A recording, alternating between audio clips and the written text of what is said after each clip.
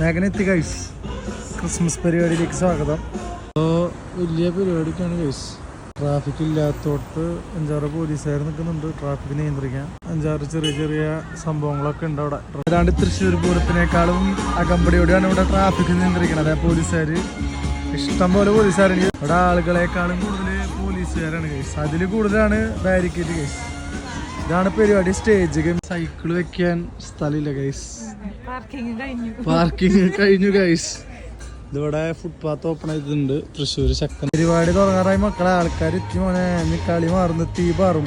റോഡൊക്കെ ബാരിക്കേറ്റർ വെച്ച് അടച്ചു. ആദ്യം പൊരിയിരിക്കും. നമ്മുടെ അവിടുത്തെ പരിപാടിനെ ഗൈസ് മാറ്റമില്ല ഗൈസ്. ചെക്കിങ് തുടങ്ങിയിട്ടുണ്ട്. ഉടനെ തുടങ്ങും പരിപാടി. പ്രാർത്ഥനയാണെന്ന് തോന്നുന്നു ഗൈസ്. ട്രെയിനുകൾ പാടുന്ന കാരണം തോന്നുന്നു ഗൈസ്. വലിയ രസമില്ല. സ്റ്റാർട്ടിങ് ആയതുകൊണ്ട് നല്ല സ്തുതികേതാണെന്ന് തോന്നുന്നു. ആൾക്കാർ കൂടി ഗൈസ്.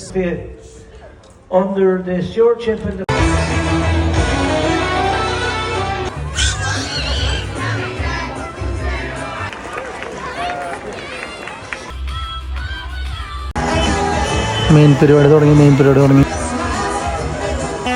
കണ്ണടിച്ച് പോണ വിളിച്ചാണ് ഗൈസ്. ഇക്ക വന്നു മക്കളെ.